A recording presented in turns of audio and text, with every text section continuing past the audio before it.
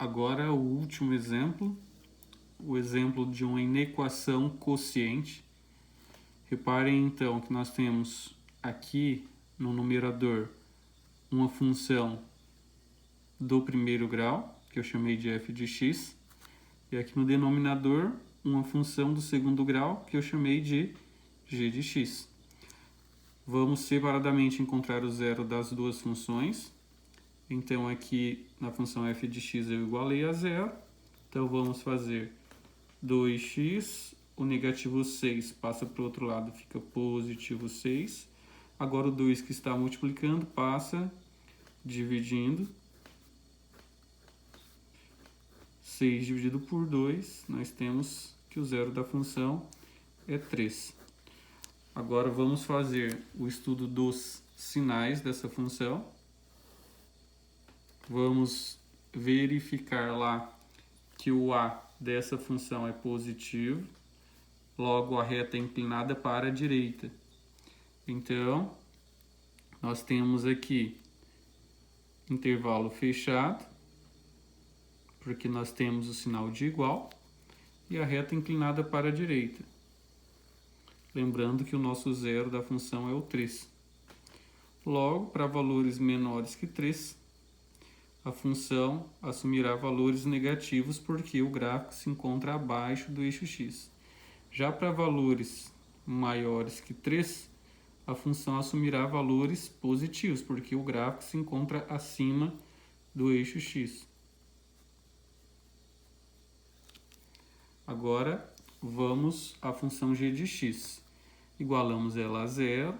Como é uma função do segundo grau, temos que usar ou a fórmula de Bhaskara ou soma e produto. Vou usar soma e produto para ir mais rápido. Então, dois valores que somados sejam iguais a 6 e dois valores que multiplicados sejam iguais a 8. Logo, nós temos aqui como solução 2 e 4. 2 mais 4, 6. E 2 vezes 4, 8. Vamos fazer o estudo dos sinais dessa função. Vamos colocar os zeros da função, o 2 e o 4.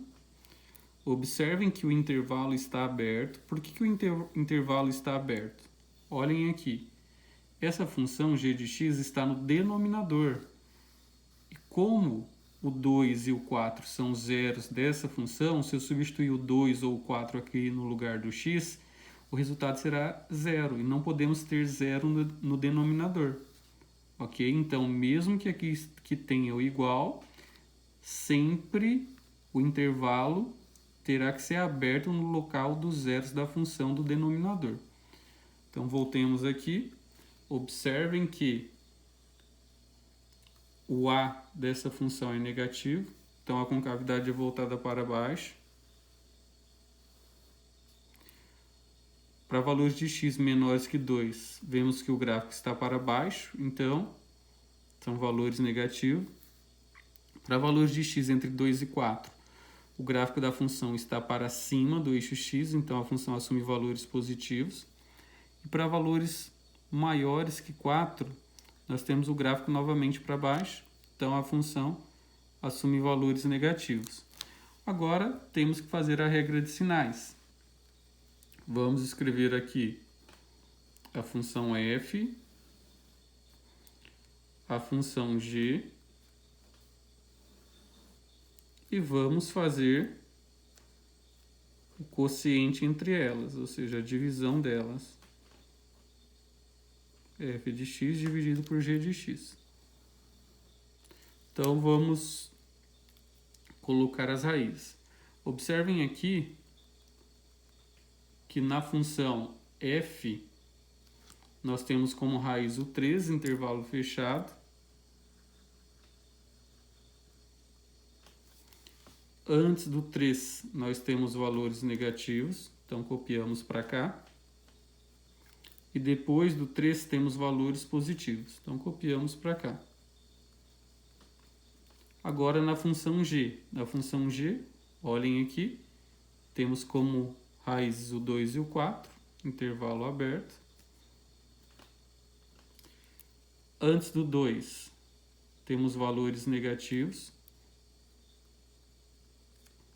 Entre o 2 e o 4, temos valores positivos. E depois do 4, temos valores negativos.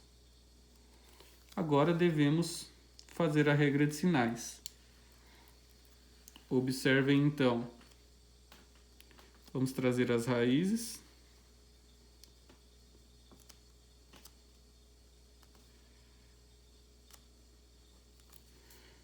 Aqui, negativo com negativo dá positivo.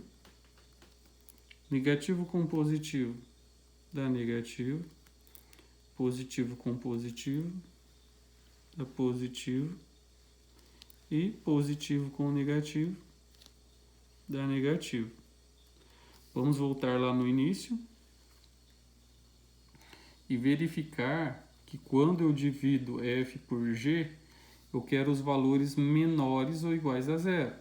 Menores que zero é a parte negativa, ok? E o igual a zero são os locais do zero da função, excluindo os do denominador, que tem que ficar o intervalo aberto. Então vamos lá. Procurando a parte negativa. Procurando a parte negativa. Então nós teremos aqui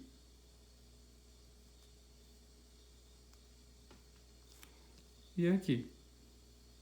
Parte menor que zero. Logo, a solução dessa inequação ficará da seguinte forma. X pertence aos reais, tal que x seja maior que 2, intervalo aberto no 2, então não tem o igual aqui, e menor ou igual que 3, intervalo fechado no 3, ou x maior que 4.